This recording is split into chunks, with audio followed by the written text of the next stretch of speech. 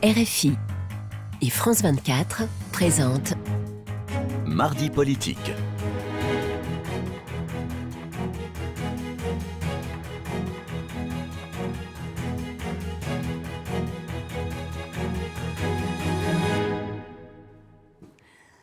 C'est l'heure de Mardi politique sur France 24 et RFI. Bonsoir Véronique Rigolet. Bonsoir Roselyne. Nous recevons dans cette deuxième partie de cette émission Manuel Bompard, qui est directeur de campagne de Jean-Luc Mélenchon sous la bannière de la France Insoumise. Mais notre premier invité est Bruno Retailleau. Bonsoir. Bonsoir. Merci d'être là. Vous êtes coordinateur de la campagne de François Fillon et président du groupe Les Républicains au Sénat et indéfectible soutien de François Fillon. Vous êtes à peu près le seul, enfin vous êtes quasiment le seul à être resté à ses côtés, même si vous avez sans doute peut-être douté. Non, mais il y en a, bien sûr, on doute toujours. Il y en a beaucoup d'autres. Vous savez, il y a beaucoup de députés, de sénateurs qui n'ont pas une visibilité médiatique. Et donc, comme ils n'ont pas de surface médiatique, on pense qu'ils n'existent pas. Mais ils sont là, ils ont toujours été là. Et je n'ai pas été seul.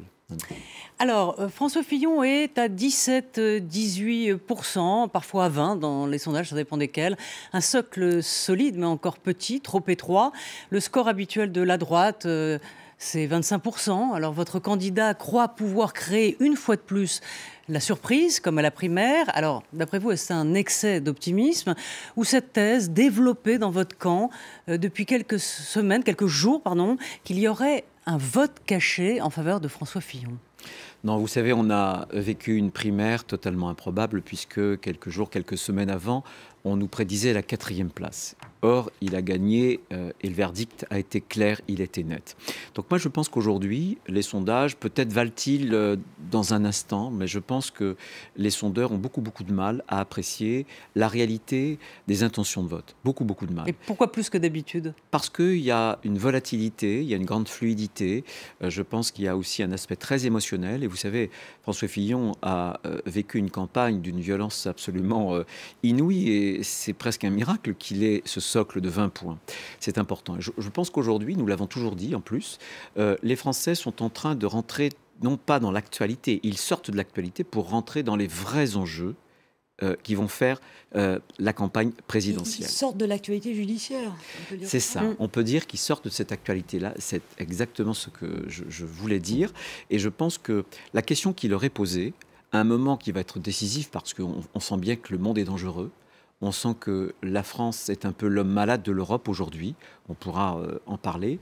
Et je pense que les Français sentent qu'il y a ce déclin, il y a cet appauvrissement collectif et individuel. Et je pense que là, ils vont devoir choisir celle ou celui qu'ils pensent avoir le statut d'un homme d'État et avec les solutions pour redresser la France. Donc, en quelque sorte, vous pensez que son programme va dépasser, le programme de François Fillon va dépasser, dans le fond, les ennuis judiciaires et que les Français vont faire fi des accusations de François Fillon sur une probité douteuse. Vous dites, en fait, ils vont reprendre raison dans l'isoloir. C'est ce que vous êtes en train de nous dire. Je pense deux choses. D'abord, je suis convaincu de son innocence. Voilà.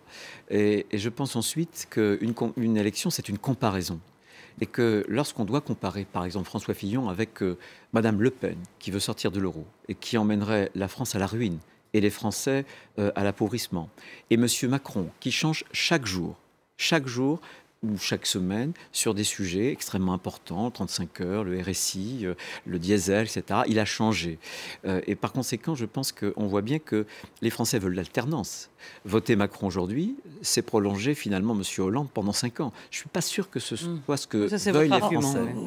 C'est pas seulement un argument, je suis prêt à montrer qu'il est le prolongement par les soutiens qu'il a, par le flou qu'il entretient, par ce qu'il représente, je sais bien sûr, et par le bilan qu'il partage. Il ne faut pas obérer cette idée-là, il ne faut pas l'oublier en tout cas, qu'il est co-responsable du matraquage fiscal sur les ménages, 47,3% d'augmentation des prélèvements sur le quinquennat. C'est lui qui a pensé, réfléchi le programme économique du candidat Hollande, qui l'a mis les impôts ont augmenté dès le début du quinquennat, parce qu'il y a eu la suppression de la TVA sociale que Nicolas Sarkozy voulait faire. C'est pour ça que les impôts étaient sur le quinquennat 47% augmentés et Emmanuel Macron n'était pas là à l'époque. 47% de plus, c'est une augmentation absolument historique sur les entreprises.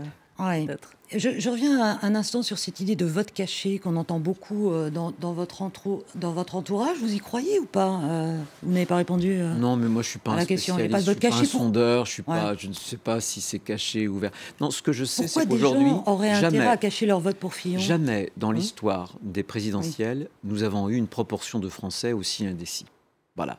45%, Et je pense que 40, voilà, 45. ce qui est très très important, parce que l'élection présidentielle, c'est l'élection où en général on a entre 75 et 80% de participation. C'est très important. Les Français sentent bien que c'est la clé de voûte des institutions, et donc ils vont voter.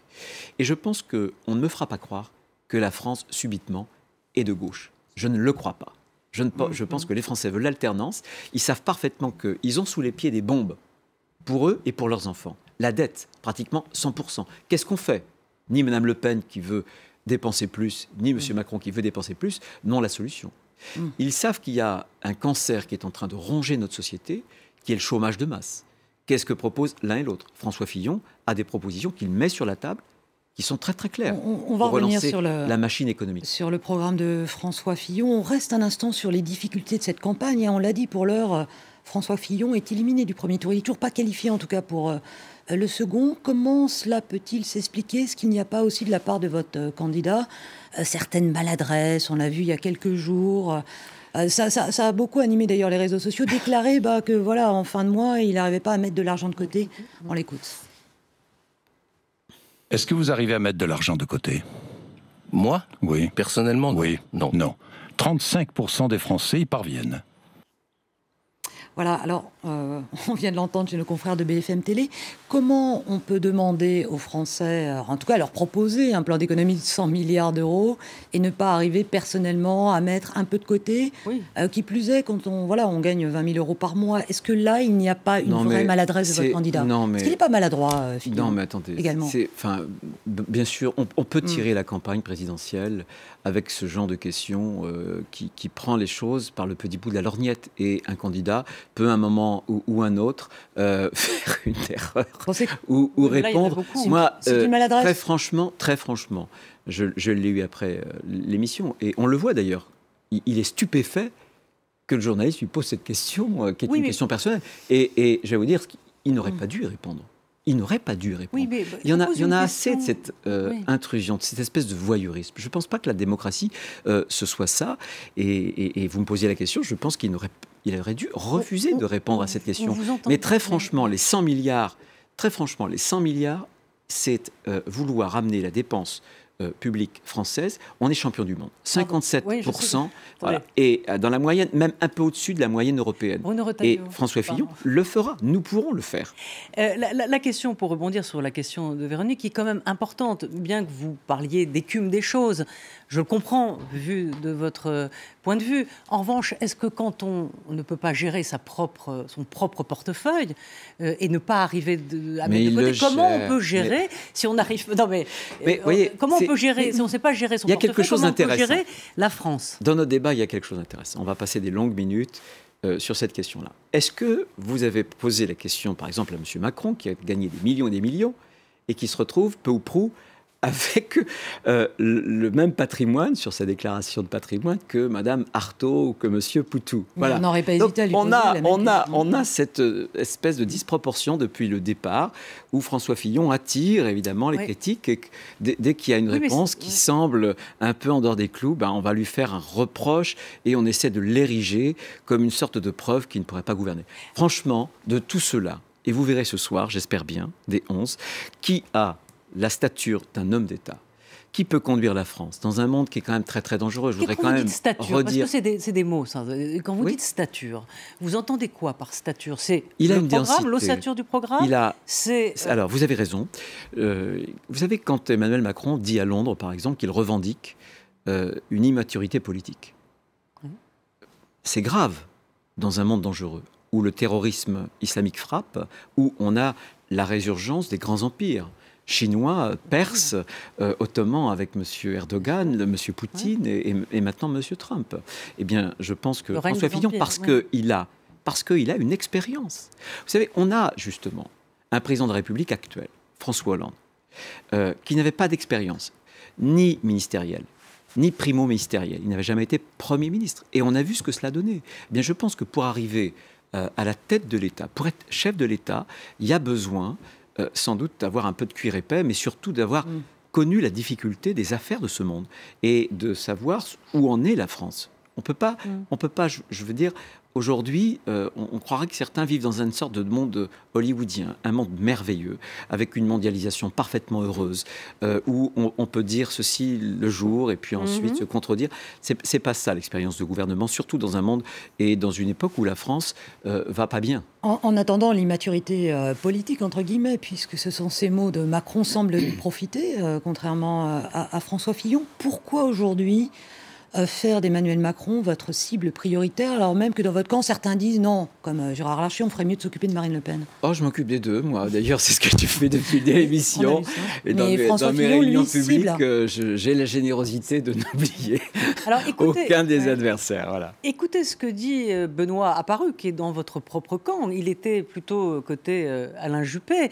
Mais aujourd'hui, on va dire qu'il n'est plus chez personne, en tout cas pas du côté de François Fillon. Écoutez ce qu'il disait à propos des affaires. On l'écoute. Je pense que l'ambiance du moment est effectivement une ambiance qui pousse à la montée du Front National. On verra en résultat ce qu'il en est, mais cette campagne électorale où on parle énormément des affaires, peu du projet, est une campagne électorale qui mécaniquement génère, me semble-t-il, une montée du Front National. Alors, est-ce que vous partagez cette analyse En tout cas, on peut dire qu'il y a quand même un paradoxe, parce que si c'était le cas, c'est le parti politique qui a le plus d'affaires, si j'ose dire, qui profiterait le plus des affaires. Donc il y a un vrai paradoxe qui est posé. Maintenant, cette ambiance-là est une ambiance détestable. Et je pense que les Français ont le droit d'avoir une campagne présidentielle qui les éclaire sur les enjeux, sur ce que feront les uns et les autres demain pour la France, pour leurs enfants. En matière de chômage, en matière de dette, en matière de formation, en matière de sécurité, en matière de terrorisme. Et ça, pour l'instant, on ne l'a pas beaucoup vu. Alors, si le premier débat, en quelque sorte, je trouve que le premier débat, même s'il avait amputé une partie du contexte, puisqu'il n'y avait que 5 candidats sur les 11, mais le premier débat avait posé des jalons. Bon, il avait posé les jalons. On va voir celui de ce soir. Ce soir, il attaque et Marine Le Pen et Emmanuel Macron, François Fillon. Ils seront aussi généreux que vous ce soir. Mais vous verrez bien. Non, je pense que l'important pour lui... C'est quoi la stratégie ce soir? Vous pouvez nous en dire? Il n'y a pas vraiment de stratégie. D'ailleurs, il ne s'est pas vraiment préparé. Il a des convictions, il a un projet et il veut dire aux Français quel est le projet, quelle est la vision qu'il a pour la France. Quand vous dites qu'il ne s'est pas préparé, vous dites qu'il connaît par cœur son affaire et qu'il n'y a pas de stratégie à avoir? Non, mais il n'y a pas... Quand j'entends dire qu'il y a des candidats qui se mettent, par exemple... En situation et qu'ils se font interroger par tel ou tel dans une mise en scène. Ce n'est pas le cas de François Fillon. En plus, il a besoin d'être assez naturel. Il n'aime pas le côté artificiel. Donc je pense qu'il porte en lui un certain nombre de convictions, il porte en lui un projet qu'il a mûri et ça lui suffit pour se préparer parce que ça fait des années qu'il se prépare en réalité. Mais quand même... On peut pas... Vous voyez, c'est ça aussi une des leçons vis-à-vis d'Emmanuel Macron. Moi, je ne pense pas qu'on puisse s'improviser président de la République. Mais est-ce que vous c'est une longue maturation. Est-ce que vous ne pensez pas que les Français en ont assez de cette guerre de religion entre la droite et la gauche et que cette culture, un peu même si on ne l'a pas en France, cette culture du compromis, cette culture de la coalition qui pourrait devenir un jour une possibilité en France, même si on ne sait pas trop faire, ça séduit quand même une partie des Français. D'ailleurs, on voit bien qu'Emmanuel Macron a quand même poussé comme un champignon dans cette campagne. Ça, c'est du même certains de votre camp. Votre ami, le sénateur Lemoine, a rejoint En Marche. Oui, après avoir été proche de M. Copé, puis ensuite de M. Juppé. Bon, il y a toujours des trajectoires individuelles. Ça, c'est vieux comme le monde. Donc, ce n'est pas ce qui peut expliquer un mouvement. Ce que je veux vous dire sur ce point précis du clivage, moi, je comprends que les Français veuillent parfois le dépasser parce qu'il peut y avoir des coalitions sur des projets. On peut l'entendre. Moi, je pense que cette idée de clivage, c'est une idée fondatrice de la démocratie. Quand les Grecs inventent la démocratie, c'est pour gérer la violence, c'est pour gérer le désaccord dans l'espace public. Et vous voyez ce qui s'est passé en Autriche, le risque de ces grandes coalitions. Souvent, c'est que le clivage, il se reconstitue. Il se reconstitue entre des extrêmes et les autres. Moi, je pense qu'on a besoin de clivage. En Allemagne, il marche. Je pense parce qu'il y a une culture assez différente. Et parce que c'est différent aussi parce que c'est une coalition qui s'entend sur un projet. Tandis que là, vous avez M. Robéru qui cohabite avec M. Madeleine. L'un est pour les privatisations, les autres pour la nationalisation. Vous mettez tout ce petit monde dans une même pièce, qu'est-ce qu'il en ressort exactement? Ça ressemble à du débauchage. Et on le voit d'ailleurs dans le projet de M. Macron. On voit bien qu'il n'y a pas de réforme. Quand il se contredit aussi sur aussi bien le RSI et les 35 heures, c'est pour tenir compte de cette espèce d'équilibre. Ce n'est pas une coalition forte sur un projet fort, c'est une synthèse molle. Et il est obligé finalement d'être dans l'ambiguïté. Et je pense que la politique, voyez, a besoin de clivage parce qu'elle a besoin de clarté. Je pense que la démocratie... était dans l'ambiguïté. C'était le prince de l'ambiguïté. C'était le prince de l'ambiguïté, c'est vrai, vous avez raison. Vous avez raison, il a eu des petits depuis. Ça veut dire qu'en cas de grand malheur pour vous, si François Fillon n'accède pas au second tour, pour la France, il n'y aura pas de possibilité de coalition avec une présidence Macron, tous les ponts seront fermés, coupés. Non, mais ce que j'essaie de vous expliquer, c'est qu'on a une trajectoire individuelle qui a agrégé d'abord des soutiens socialistes, quand même, comme M. Valls, M. Le Drian, Bernard Poignant, M. Cohn-Bendit, écolo, etc., viennent à son secours. On ne va pas nous dire que ce sont des gens de droite. C'est une candidature socialiste, c'est l'ombre portée d'ailleurs de François Hollande. Il est François Hollande, son héritier, il est son ombre portée. Et ça, c'est un peu les éléments de langage. Non, parce que c'est des éléments de vérité. Je suis prêt à le montrer encore une fois. Il a été son inspirateur, l'applicateur de la politique. On voit bien qu'il reprend les mêmes hommes. Et il a le même flou. Il est finalement pour cette belle devise... Il va faire du tri sélectif. Pardon ? Il va faire du tri sélectif, comme... Non, mais voilà. Est-ce que la politique moderne, c'est par exemple de sélectionner des députés en cliquant, avant même de savoir quel est le programme ? Ça veut dire que les projets, les convictions, ça ne compte pas. Et voyez dans le clivage, le problème, c'est que l'absence de clivage porte une idée. C'est que les convictions, c'est dépassé. Moi, je suis désolé. Je pense que les hommes politiques, dans l'engagement politique, la conviction, c'est essentiel. Vous me parliez tout à l'heure de la loyauté, de la fidélité que j'ai eue vis-à-vis de François Fillon. Je l'ai eue vis-à-vis, pas seulement d'un homme, vis-à-vis aussi d'un projet. Et je pense que les Français peuvent attendre cette conviction politique. Ces choix clairs. On a besoin de clarté, pas de confusion. Je voudrais vous opposer un argument qui est celui, dans le fond, pardonnez-moi, mais sur la loi Macron... vous n'étiez pas idéologiquement loin de ce qu'il proposait. Et pourtant, par jeu politique, par clivage, vous n'avez pas voté cette loi. Enfin, je ne parle pas de vous, mais dans les rangs de la droite. Alors que vous étiez d'accord. C'est ça qui a été dénoncé par Emmanuel Macron, dans le fond. Non. Alors, je vais vous expliquer.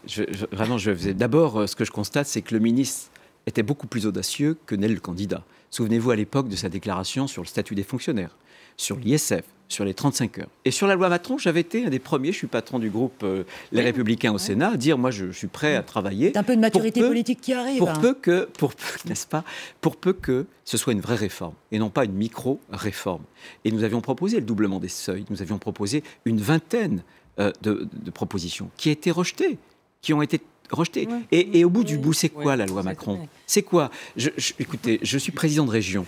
C'est la concurrence des TER par l'écart. C'est 1400, on nous proposait plus de 20 000 créations d'emplois. Au bout du bout, c'est 1400, selon la Fédération nationale des transports. Sur le travail le dimanche, par exemple. Et sur le travail du dimanche, là aussi, il y a des exemples qui sont absolument patents, où finalement, les promesses n'ont pas été tenues. Il y a en même temps sur les professions réglementées, ça n'a rien bouleversé, si ce n'est une forme d'américanisation finalement, de l'organisation juridique française. Et on a préparé, avec ce texte-là,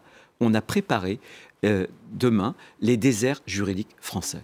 Comme on a fait hier et aujourd'hui les déserts médicaux français. François Baroin à Matignon, un très bon choix d'Ifillon. Pourquoi pas vous ? Je pense qu'en tout cas, c'est un meilleur choix que le mien.